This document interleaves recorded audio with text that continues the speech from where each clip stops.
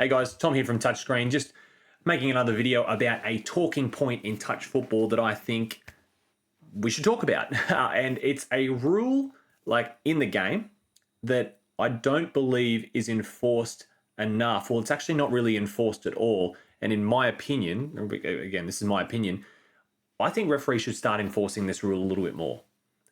It's something that we see, or I see the opportunity for it to be enforced, but referees take another route and enforce a different rule, which can make sense. But I'm not sure if they just are worried about backlash from online warriors on the keyboards looking at the game online, referee coaches, crowd, team coaches, whatever. Like that can be pretty intimidating. So I understand that. But the rule I'm talking about is the penalty try.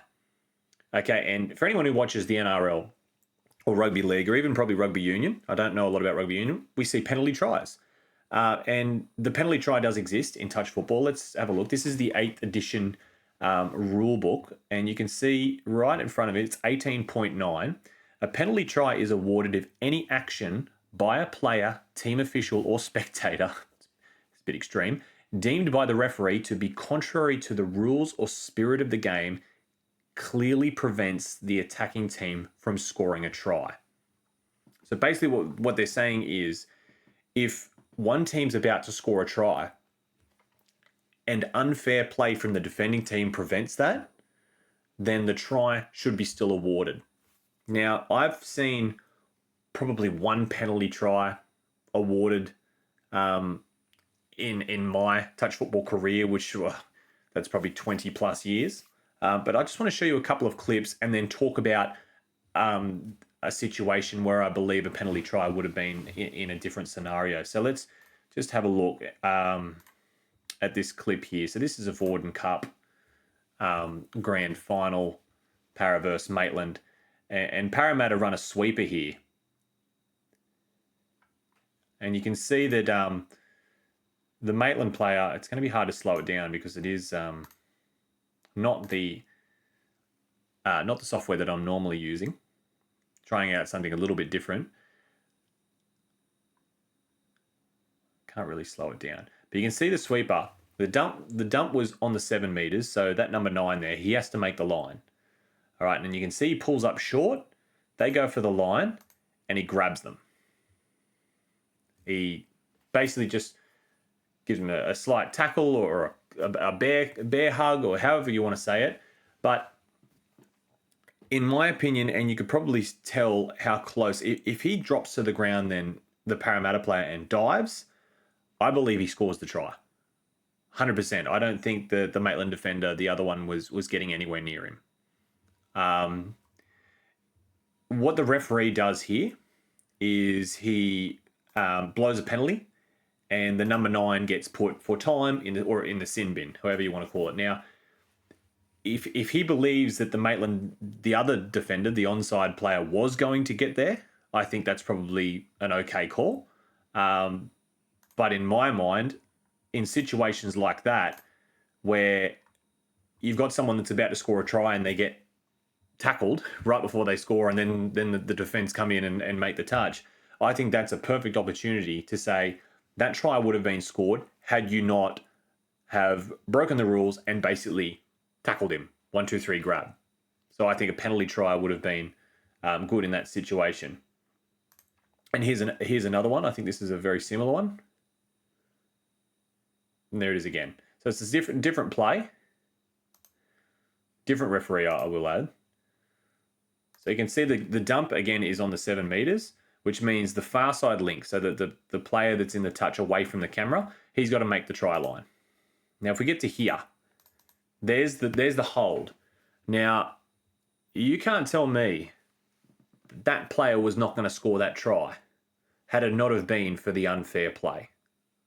Now, this is just 2 clips that, like, because I had some form of involvement in these 2 games. And I could just straight away, when I was thinking about things to talk about, straight away I thought of these. And I could probably dig deep and find some other sin bins from line defense that are like this. But I don't think a sin bin is the correct call here, because if that's not unfair play against the rules that's preventing a try, I don't see why we have the penalty try rule. Because the number one, the defender, he's definitely not like if he didn't grab him, he's diving and he's scoring. Okay, now let's use the situation here. Like this, you can see the timestamp there. There's a few minutes to go in the game. But if that was the final play and they needed a try to draw the game, I'd be grabbing them. I know I'm probably going to get sent to the sin bin, but we then still have a chance to win the game. Obviously, it's probably different if you then go to extra time and could potentially lose, but like I just think penalty try, don't worry about the sin bin. Get on with it. They'll probably stop doing it if they know that it's going to be a try anyway. So that's just the other clip. And the other one that I saw in a game, and I thought it was a great opportunity. I don't have a clip from it because it wasn't streamed. There was a player that broke through the line. Let's just say it was at the midfield. They've got the ball. They were subbing, but they saw a gap and they went through the gap.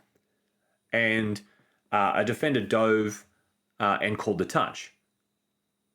It was a young girl. She'd broken the line. She'd got all the way through, called the touch. She was in the clear. She'd probably run 10 meters past the play, in the clear. No one had chased her. They've called the touch. She stopped. She turned around to walk back. That's when the player that dove said, "I'm sorry, I didn't get her." But because she turned around and started walking back, the girl with the ball, she didn't argue or anything. When the defender said, "I didn't get her," then someone else ran and touched her. Someone else that wasn't going to chase down the play at all had she have not stopped, turn around to walk back. Now, I thought straight away, penalty try. I know you're not really near the line, but think about it. Like, had that not have been for the unfair play, which was the Phantom, I know she owned up to it, which a credit to the defender. Had she not have called that Phantom, she would have just continued to run, nobody chasing her, and she would have put the ball down, and it would have been a try. But now, unfair play, like in these clips here, unfair play has robbed that player of scoring a try. And that does not sit well with me. So, again, I'm not blaming the officials. They acted on it. And a sin bin is a punishment. Like, that's probably, you could definitely argue why that should be a sin bin, especially the first one with the defenders really close. And I'm not saying that, like, the referee there, as far as his coach has gone, was probably told that he'd made the right decision. And that's because that is the common decision that you see by referees at this present time. It's the most common thing. So everyone probably expected that to be the call. He's going to go to the bin. But what I see is not a sin bin. And that stuff should start, that situation there should start warranting a penalty try. Because if you look at the exact wording of the penalty try, you cannot get closer than that. But that's my little rant about the penalty try. I'd just like to see it utilised a little bit more, because, like, an attacker, just you've done all that work to put yourself in the situation to score a try, and you should be given that stat, given that recognition of scoring that try, regardless of the actions of the defender. But another one, you could say, like, you could be passing the ball to someone completely in the clear, and then an offside player coming from the other way just bats the ball down. A lot of people will just expect, yeah, that's a sin bin, it's a professional foul, but had it not have been for that act of unfair play, it's a try, without a doubt.